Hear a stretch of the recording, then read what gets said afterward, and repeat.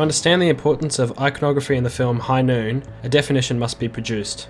Deriving from Aaron Panofsky's suggestion of Renaissance art themes being expressed through symbolism in objects and events, the modern understanding of iconography was adapted by Lawrence Alloway.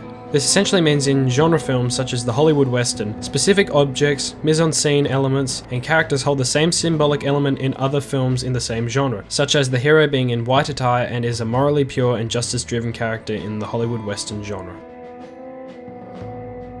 Iconography affects the viewer's expectations in the film's overall memorability. As with most film genres, during the massive popularity of the Hollywood Western in the 1940s to the 60s, the overly saturated market of repetitive Hollywood Westerns made these iconographic elements need to be rethought and potentially removed from films by the directors to differ it from other films in the genre. This was the birth of other genres like the spaghetti western. Iconography is why when a viewer is watching a film, they are sometimes able to identify a plot twist due to the choreographed icons. Grant states in his film genre book, "Symbols in works of art have a universal cultural meaning beyond the context of the individual work in which they appear. This is directly relevant to High Noon, which falls under the Hollywood Western genre." High Noon is a 1952 Hollywood Western where the former town sheriff Will, soon after a new marriage and retirement, must kill a long-time convict Frank and his gang. The film occurs in real time, with Will trying to form a plan for when the train housing Frank arrives at noon.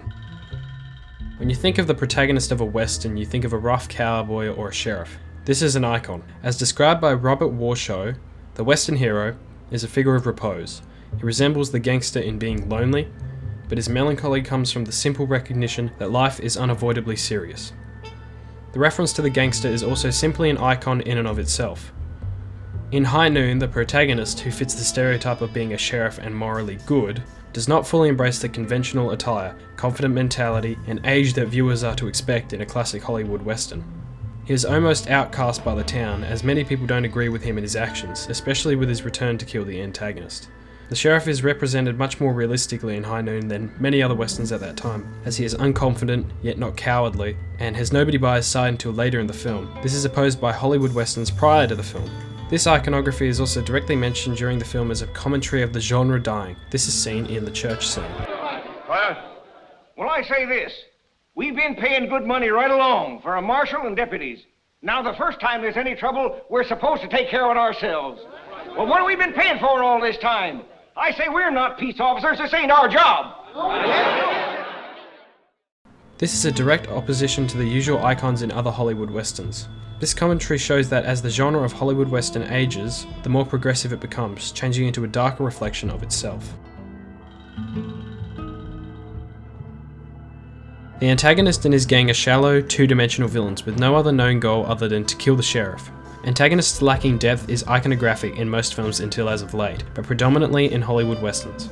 Progressive elements such as this shot also show the breaking of conventional ties to the Western genre. Cinematography in High Noon is unique for what was considered the norm at the time, with the experimental shots being utilised to evoke emotion in the viewer.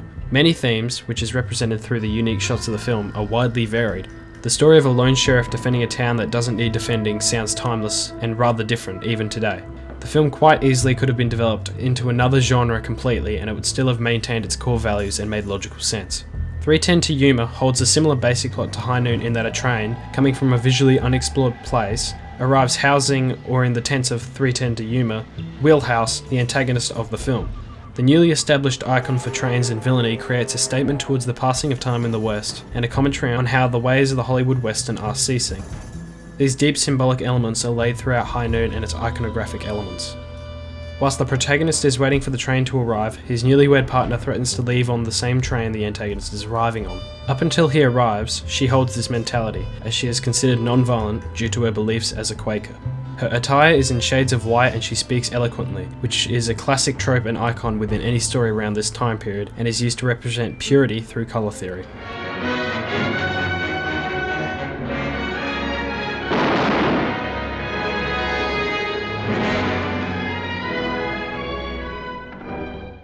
This subverts expectations and breaks what seemingly is an iconographic representation of a woman in Hollywood westerns and in Hollywood films around this time period.